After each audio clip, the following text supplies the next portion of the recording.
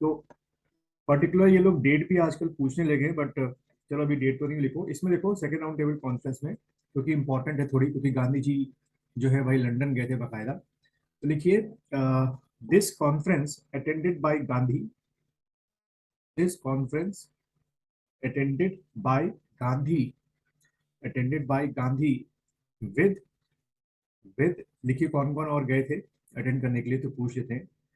With, सबसे पहला नाम लिखिए मदन मोहन मालवीय, मदन मोहन मालवीय। ठीक है, एक तो ये गए थे Madan Mohan Malviya.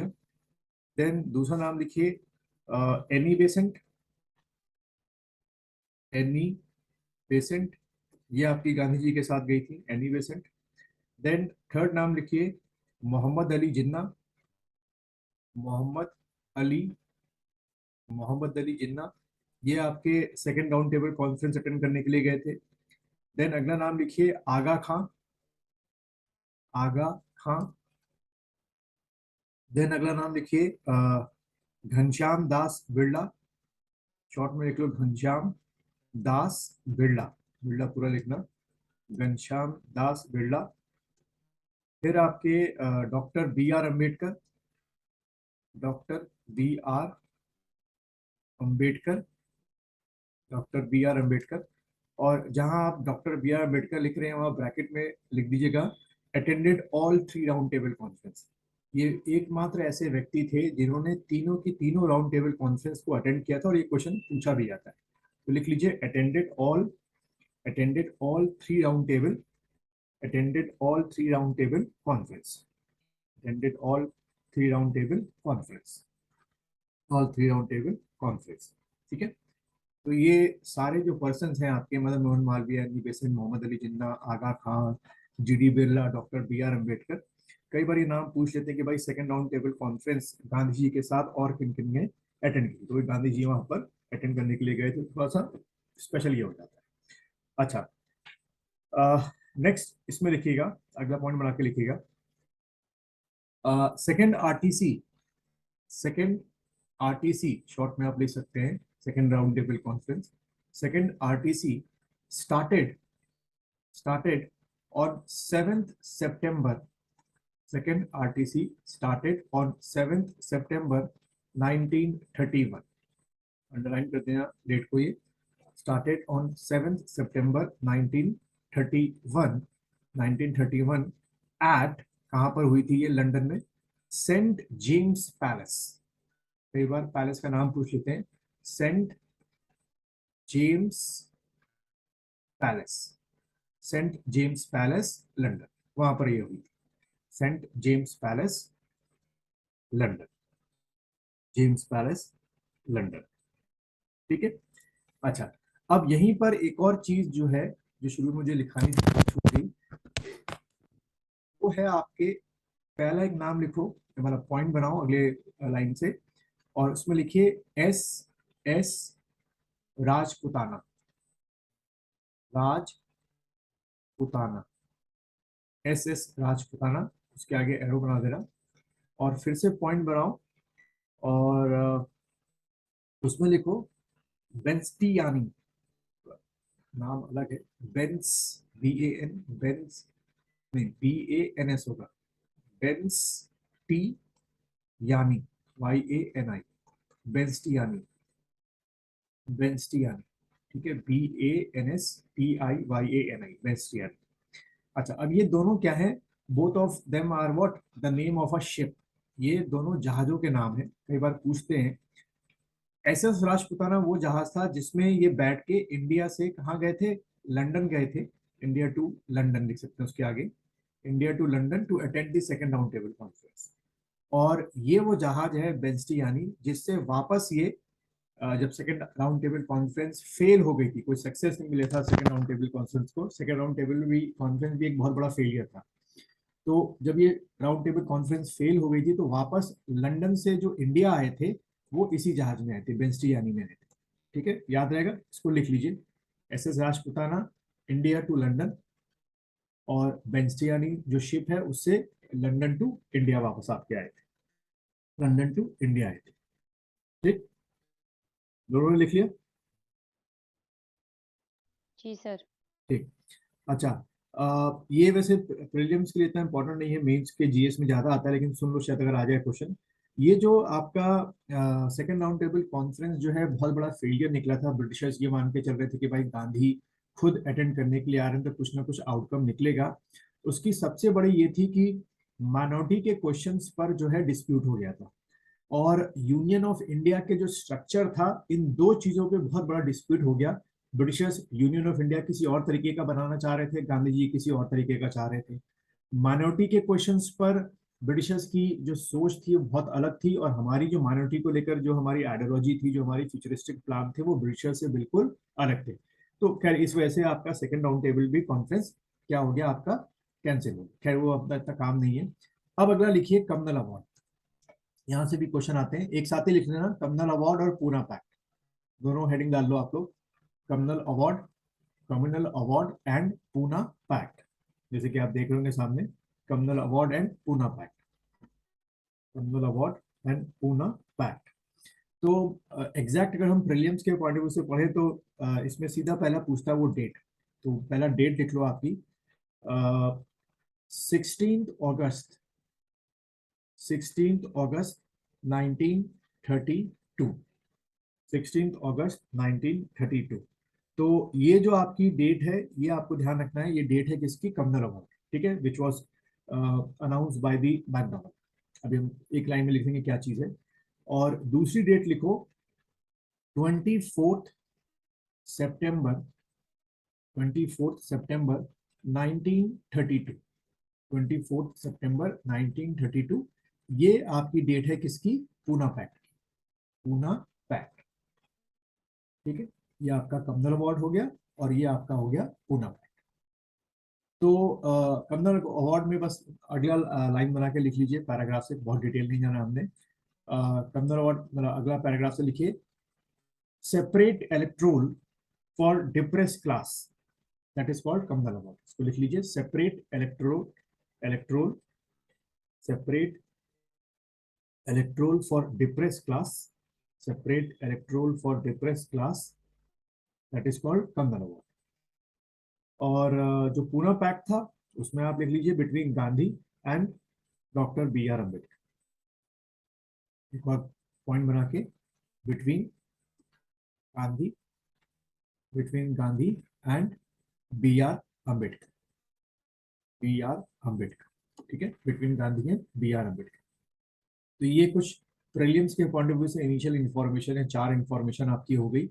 Communal award sign कब कब डिक्लेयर हुआ, 16 अगस्त को हुआ, और आपका पूना पैक्ट जो है वो 24 सितंबर को हुआ। कमनल अवार्ड क्या था कि ब्रिटिशर्स ने जो सेकेंड राउंड टेबल कॉन्फ्रेंस थी, जब वो बहुत बड़ी फेलियर साबित हो गई तो वो बिल्कुल चिढ़ चुके थे। तो उन्होंने कहते हैं कि गांधी जी को सबक सिखाने के लिए खास तौर पे वो लोग क्या लेकर आए, कमनल अवार्ड लेकर आए, जिसमें सेपरेट इलेक्ट्रोल कहा गया किसके लिए, डिप्रेस क्लास के लिए। यानी कि जो हमारे यहाँ 1909 से और उसके बाद 1919 में जो सिस्टम कर दिया था ब्रिटिशर्स ने, इन दोनों एक्ट के थ्रू क्या सिस्टम कर दिया था कि जब भी कोई मुसलमान, सिख या कोई भी क्रिश्चियन या कोई भी यूरोपियन इलेक्शन में खड़े होंगे तो उनको सिर्फ उन्हीं के कम्युनिटी के लोग वोट करेंगे।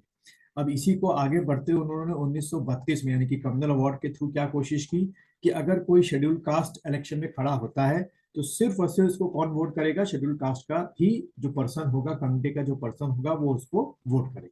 तो एक तरीके से डिवाइड एंड रूल पॉलिसी को वो और कह सकते हो कि क्या करते जा रहे थे, एक्सपेंशन उसका करते जा रहे थे। बस ये आपको थोड़ा सा ध्यान में रखना है।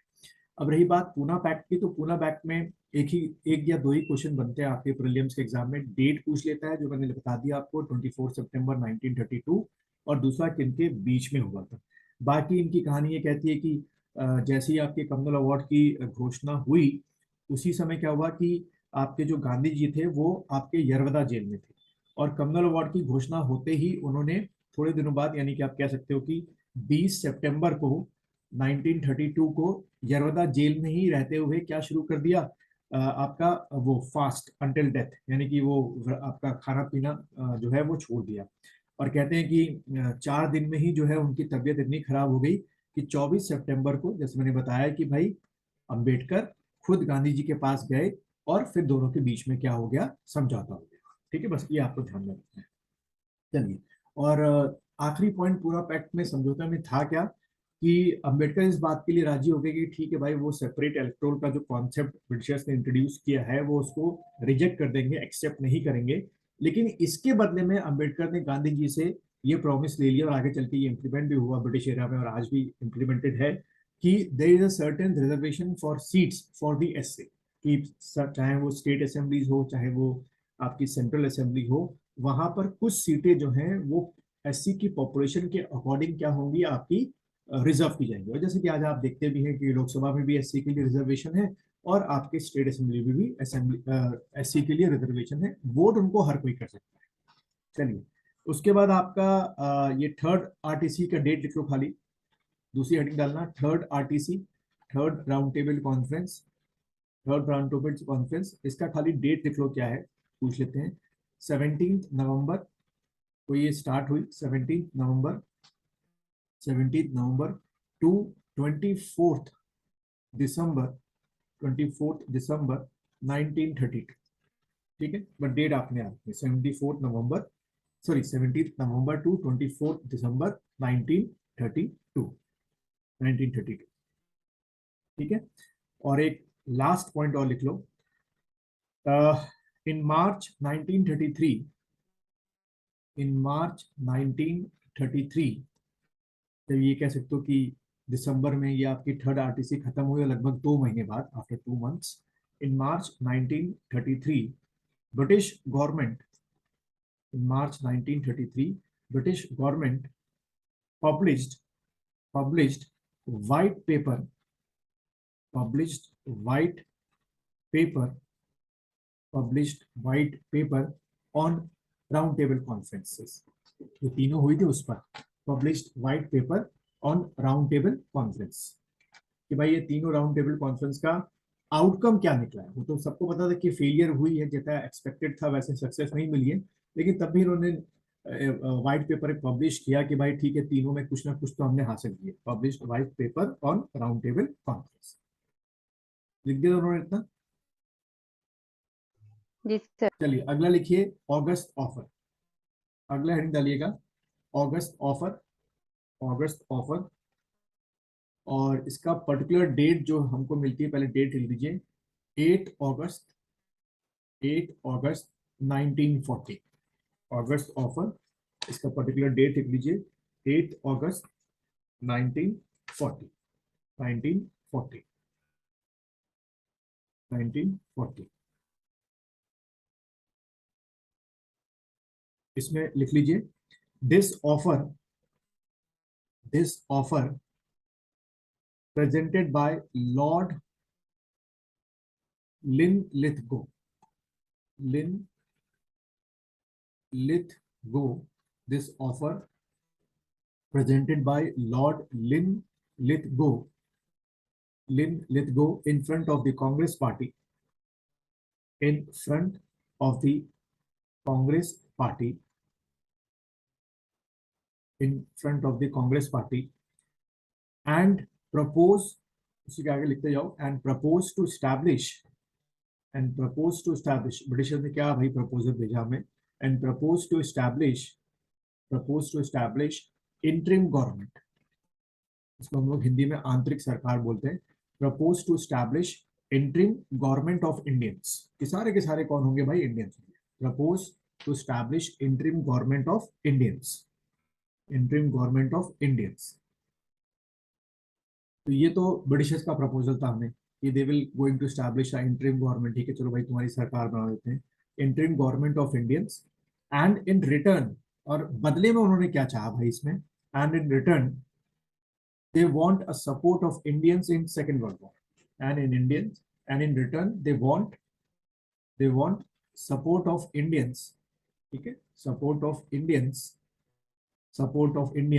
in the Second World War, support of Indian in the Second World War, क्योंकि हमको पता है कि जो सेकेंड वर्ल्ड वॉर थी वो 1939 से लेकर 1945 तक आपकी चली, और जैसे ही 1939 में वॉर ये शुरू हुई थी, सेकेंड वर्ल्ड वॉर, तो जैसे कि पहले सभी पॉलिटिकल पार्टीज ने और लगभग सारे जो भी सो कॉल्ड एक्टिव इंडियंस थे, वो डिसाइड कर चुके थे कि किसी भी हालत में जो है हम लोग ब्रिटिशर्स को इस वर्ल्ड वॉर में सपोर्ट नहीं करेंगे, क्योंकि पहली वर्ल्ड वॉर में जो सपोर्ट किया गया था, जो सेक्रीफाइस इंडियन सोल्जर्स ने किए थे, उसके जो जो एक्सपेक्टेड हमको जो हम उम्मीद कर रहे थे कि कॉन्स्टिट्यूशन में चेंजेस ब्रिटिशर्स लेके आएंगे, अपने एटीट्यूड में जो है चेंज लेकर ब्रिटिशर्स आएंगे, वो चेंज लेके नहीं आए। तो ये हमने शुरू से, यानी कि शुरू का मतलब 1939 से, वर्ल्ड वॉर के शुरू होते ही हमने ये डिसाइड कर लिया था कि किसी भी हालत में ब्रिटिशर्स को सपोर्ट नहीं करना है।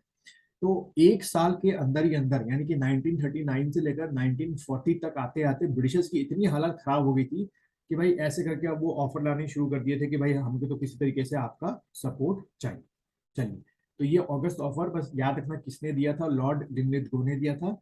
और इसमें जो, ऐसे तो उन्होंने 8-10 प्रपोजल इसके अंदर दिए थे, हम उसमें नहीं जा रहे हैं अभी। मेन तौर पे जो प्रपोजल था कि भाई वो तैयार थे इस बात के लिए कि भाई गवर्नमेंट, इंटरिम गवर्नमेंट जो है वो इंडियंस की बनाने को तैयार। खैर, हमने ये जो प्रपोजल था वो रिजेक्ट कर दिया। अच्छा, इसमें एक और पॉइंट लिख लीजिए क्योंकि वो एग्जाम में पूछ लेते हैं कई बार। This offer rejected by, this offer rejected by Congress party and Muslim League, दोनों ने इसको मना कर दिया। This offer rejected by Congress party and Muslim League, ठीक है। This offer rejected by Congress party and Muslim League, Congress party and Muslim. चलिए, अगला आपका है इंडिविजुअल सत्याग्रह। अगली हेडिंग डाल लीजिएगा, इंडिविजुअल, इंडिविजुअल सत्याग्रह, जिसको हम लोग हिंदी में बोलते हैं व्यक्तिगत सत्याग्रह, इंडिविजुअल सत्याग्रह, ठीक है। इंडिविजुअल सत्याग्रह, इंडिविजुअल सत्याग्रह। अच्छा, यहाँ एक और चीज है जो मैं कल एक बैच को पढ़ाते पढ़ाते थोड़ा सा याद आ गया मुझे। ये जो वर्ड आप देख रहे हैं सत्याग्रह, अगर कभी एग्जाम में आ जाए कि ये सत्याग्रह वर्ड जो है वो किसने दिया था, ये कॉन्सेप्ट किसने दिया था, तो क्या टिक करोगे? Who gave this concept of satyagraha? Gandhi ji sir. ना, इसलिए मैं पूछ रहा हूँ। गांधी जी का कोई नाम हो गया है, लाला, मदन मोहन। नहीं, लाला लाजपत राय, ध्यान रखना।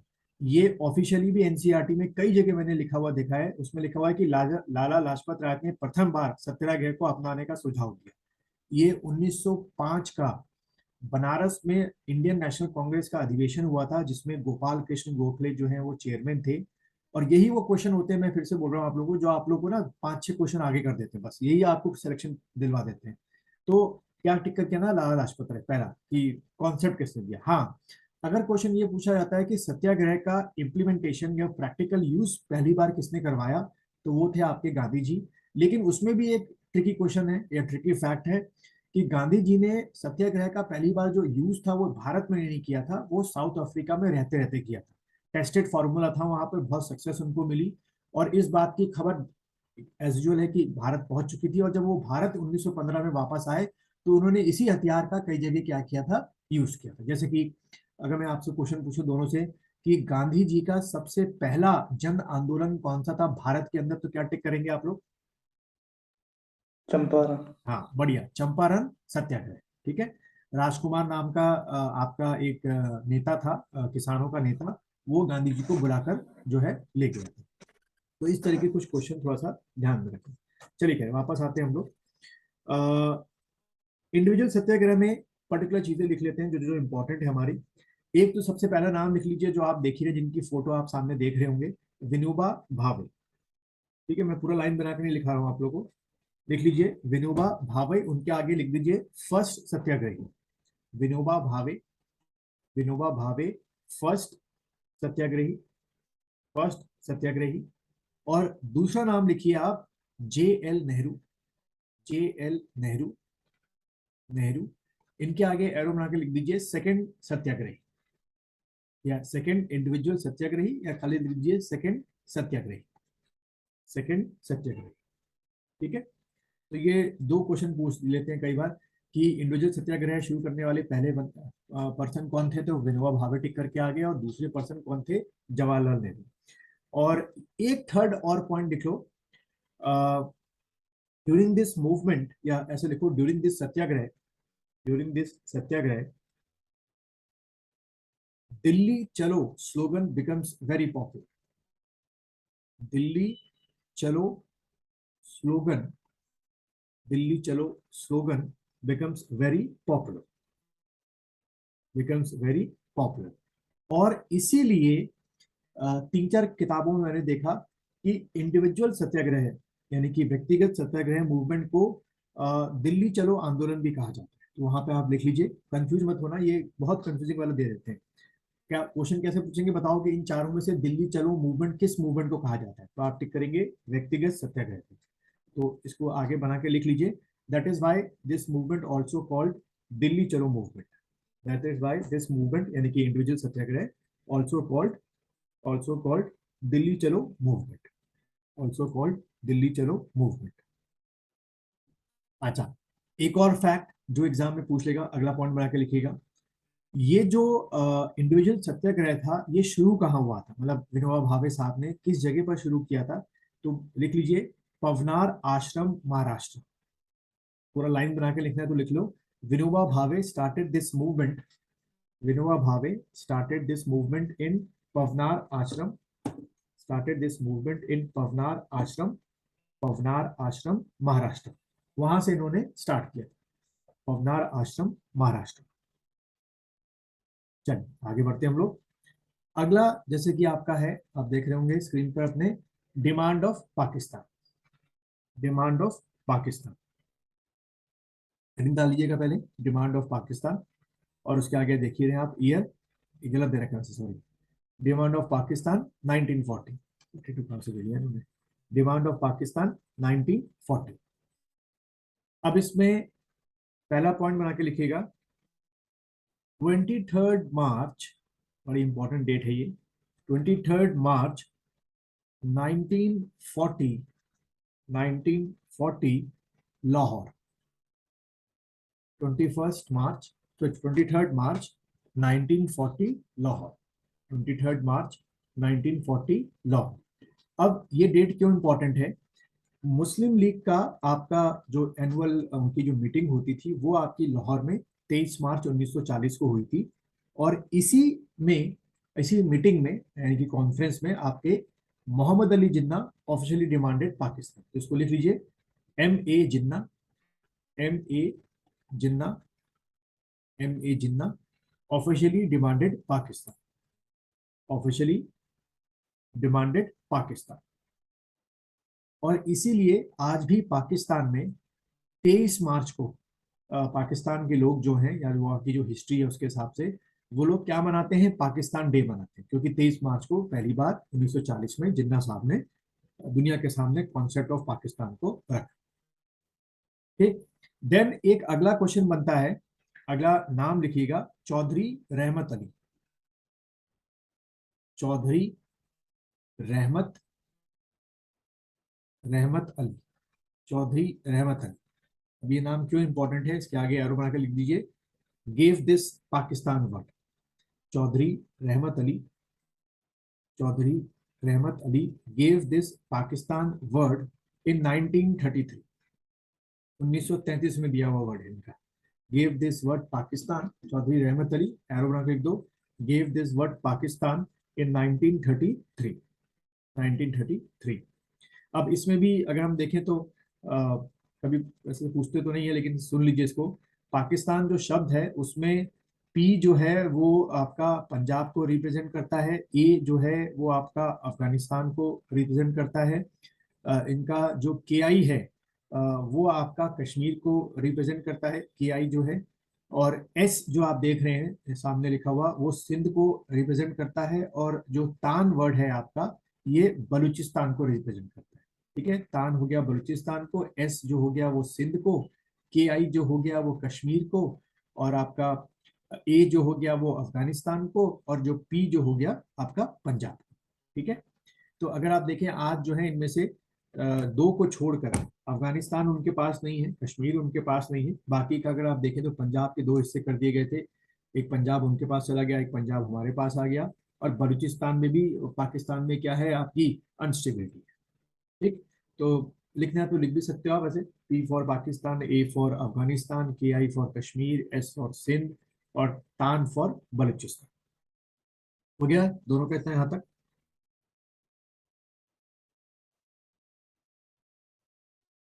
ठीक है, अच्छा, फिर उसके बाद यहीं पर एक और नाम लिखिएगा आप लोग, मोहम्मद इकबाल। इकबाल, ये नाम किसी ने सुना है पहले? अभी यही डिमांड ऑफ पाकिस्तानी कर रहे हैं हम लोग, मोहम्मद इकबाल। हाँ, ये दोनों में से किसी ने नाम सुना है मोहम्मद इकबाल? किसी कोई बड़ा फेमस नारा दिया था, ये शायर थे उर्दू के। संदीप, कुछ सुना हो आपने? याद नहीं रहा। अरे वो मोहम्मद इकबाल साहब ने कौन सा दिया था आपका, एक कविता लिखी, सारे जहां से अच्छा हिंदुस्तान हमारा, हम बुलबुलें हैं इसके ये गुलिस्तां हमारा। ये मोहम्मद इकबाल साहब का ही दिया हुआ एक, वो कह सकते लाइन थी। तो मोहम्मद इकबाल लिख लीजिए और उनके आगे एरो बना के लिख दीजिए, इन 1930, इन 1930 मोहम्मद इकबाल, या ऐसे लिख लो शॉर्ट में, he gave the concept of, he gave the concept of, जो मोहम्मद इकबाल साहब थे, he gave the concept of separate nation for Muslims, separate nation for Muslims, separate nation for Muslims in Allahabad session of Muslim League, ऐसे लिख लीजिए, in Allahabad session of Muslim League, Allahabad session of Muslim League. तो देखिए, अब आपको पाकिस्तान को लेके तीन जो पर्सन है उनके नाम आपको सामने आ गए हैं। पहला पर्सन मोहम्मद अली जिन्ना, जिसने ऑफिशियली 1940 में मांगा। दूसरा पर्सन चौधरी रहमत अली, जिसने पाकिस्तान शब्द दिया। और मोहम्मद इकबाल, जिसने पहली बार दुनिया के सामने या मुसलमानों के सामने ये कॉन्सेप्ट रखा था कि there should be a separate nation for Muslims. और ये कॉन्सेप्ट कब रखा? मुस्लिम लीग का इलाहाबाद में एनुअल सेशन हुआ था, वहां पर ये कॉन्सेप्ट रखा गया। ठीक है, तो ये तीन नाम और तीन फैक्ट, ये मतलब तीन अलग अलग जो नाम है उनसे रिलेटेड फैक्ट जो है याद रखना, कोई भी एग्जाम में आपके आ सकते हैं। ठीक है रुचिका, लिख दिया इतना? चलो आगे बढ़ते हैं जी हम लोग। सर। अगला लिखिएगा क्रिप्स मिशन। नेक्स्ट लिखिए क्रिप्स मिशन, क्रिप्स मिशन, लिख डाल लीजिएगा आप लोग, क्रिप्स मिशन। अब इसमें दो डेटें लिखेंगे आप लोग। सबसे पहली डेट लिखिए 11 मार्च, 11 मार्च 1942, ये पहली डेट हो गई। और दूसरी डेट लिखिएगा 23 मार्च, 23 मार्च, 23 मार्च 1942, 23 मार्च 1942। और एक तीसरी डेट लिखिएगा आप लोग 30 मार्च, 30 मार्च 1942, 30 मार्च 1942। अभी तीनों डेट की खासियत क्या है? पहला जो डेट है 11 मार्च 1942, उसके आगे एरो बनाइए, declaration of Cripps mission by britishers, लिख दीजिए इसके आगे, declaration of, declaration of Cripps mission by britishers, यानी कि क्रिप्स मिशन की घोषणा की गई ब्रिटिश गवर्नमेंट के द्वारा। Declaration of Cripps mission by britishers, by britishers, declaration of Cripps mission by britishers. 23 मार्च में लिखिए Cripps mission landed in India, Bharat पहुंचा ये, Cripps mission landed in India. Particular date आजकल पूछने लगे ये पीसीएस में, Cripps mission landed in India, तो तब आप टिक करेंगे 23 मार्च 1942, Cripps mission landed in India. और 30 मार्च जो आएगा, 30 मार्च को लेकर क्या कॉन्सेप्ट है, तो लिख दीजिए, इसको ऐसे लिख लो, presented its offer in front of the political party. 30 मार्च जो क्रिप्स मिशन या क्रिप्स प्रपोजल लेके आया था, तो प्रेजेंटेड इट्स प्रपोजल, क्रिप्स साहब ने बाकायदा बताया सबको भाई हम क्यों आए यहाँ पर, presented it's proposal in front of the Indian political parties, presented it's proposal, proposal in front of the Indian political party, Indian political party. ठीक है, तो ये तीन अलग अलग डेटे हैं, इनको बहुत याद रखना, presented in front of Indian political party, front of Indian political party. ठीक है, चलिए आगे बढ़ते हैं हम लोग। इसका जो ऑब्जेक्टिव था मेन तौर पे वो यही था कि हर हालत में भारतीयों को क्या करना, राजी करना कि भाई वो क्या हो, इंडिया जो इंडियंस जो हैं वो सेकेंड वर्ल्ड वॉर में ब्रिटिशर्स का जो है साथ दे।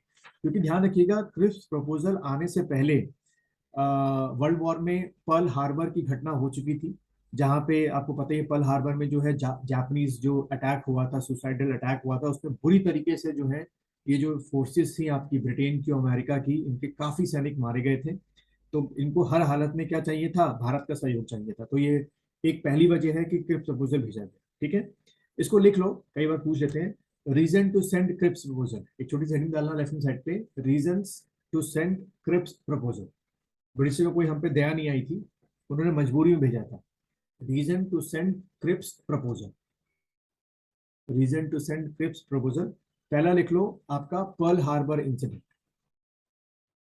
ये तो दोनों को पता ही होगा पर्ल हार्बर का जो पूरी कहानी है। तो पहला लिख लो रीजन, क्योंकि देखो क्वेश्चन किस तरीके से आ सकता है कि बताओ इन चारों में से कौन कौन से क्रिप्स प्रपोजल के रीजंस थे भेजने के। तो 1 2 ऐसे करके, 1 2 3 ऐसे करके, क्योंकि मैंने देखा था कि आपके अपर पीसीएस में और लोअर पीसीएस में हिस्ट्री से 3 ऐसे क्वेश्चन पूछे गए थे जो स्टेटमेंट वाइज थे, मतलब स्टेटमेंट 1, स्टेटमेंट 2, स्टेटमेंट 3। आंसर बन रखा था 1 and 2, 1 and 3, 1 2 3 या ऑल आर करेक्ट। तो ये थोड़ा सा जो मेन है, थोड़ा सा उसको डिटेल हमको करना पड़ेगा। तो पहला हो गया पर्ल हार्बर इंसिडेंट, इस वजह से भेजा। सेकंड आपका लिखिए Subhash Chandra Bose and INA, Indian National Army. Second आप लिख लीजिएगा SC Bose, SC Bose and Indian National Army. इसकी भी कहानी आप लोगों को थोड़ा बहुत तो पता ही होगी। और यहाँ एक और चीज पूछना चाहूंगा मैं, शायद आप लोगों को आंसर पता भी है, मैं ख्याल से संदीप को शायद बताओ कि आईएनए जो है वो फोर्स बनाई किसने थी, अगर एग्जाम में आएगा तो क्या टिक करेंगे?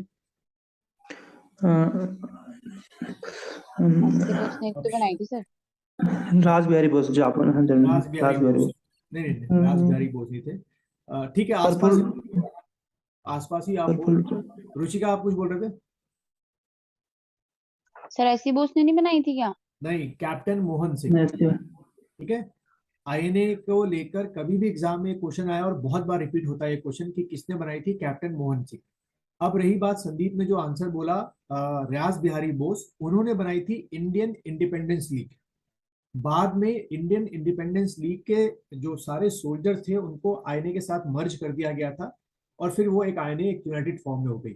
और बाद में कैप्टन मोहन सिंह ने आईएनए को, या आईएनए की जो कमांड थी वो किसको ट्रांसफर कर दी थी, सुभाष चंद्र बोस। तो ये थोड़ा सा कई बार कंफ्यूजन होता है जब आपको पता नहीं होता, तो आप ऐसी बुस्टी करके आते हैं। खैर वापस हम लोग आते हैं। तो पर्ल हार्बर वाला इंसिडेंट हो गया, सुभाष चंद्र बोस एंड आईएनए का फॉर्मेशन हो गया, ब्रिटिशर्स बेचारे डर गए। और तीसरा जो रीजन माना जाता है वो है status of Britishers in Burma, ये लिख दीजिएगा। थर्ड रीजन जो था, रीजन जो था status of Britishers, status of Britishers in Burma, जिसको आप लोग आज इंडोनेशिया बोलते हैं। Status of Britishers in Burma, वहां भी बुरी तरीके से ये लोग जो हैं, जो बर्मी फौज थी उससे मात खा रहे थे। तो भैया इनको तो भेजना ही भेजना है। ठीक है, अच्छा अब थोड़ा सा लिख लीजिए important what proposal of Cripps mission. तो लिख लो important features of Cripps mission, पूछ लेते हैं कई बार, तो हम एक एक लाइन में करते जाएंगे। Important features of Cripps mission, important features of Cripps mission. पहला जो है वो उन्होंने क्या ब्रिटिश को हमको, मतलब क्रिप्स साहब ने हमें क्या वो दिया, भरोसा दिया। तो वो मैं शॉर्ट में आपको लिखा दे रहा हूँ, लिखिए formation of union of India, formation of union of India. उन्होंने बोला ठीक है भाई हम चलो राजी हैं, क्या बनाने के लिए, यूनियन ऑफ इंडिया बनाने के लिए। तो शॉर्ट में लिख लो formation of union of India, formation of union of India. ठीक है, सेकंड लिखिए स्टैब्लिशमेंट ऑफ कॉन्स्टिट्यूएंट असेंबली।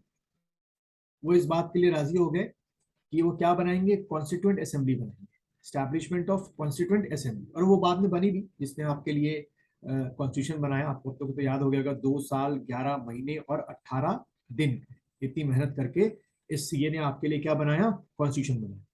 तो सेकंड प्रपोजल था कि स्टैब्लिशमेंट ऑफ कॉन्स्टिट्यूएंट असेंबली। ठीक है, देन थर्ड लिखिए,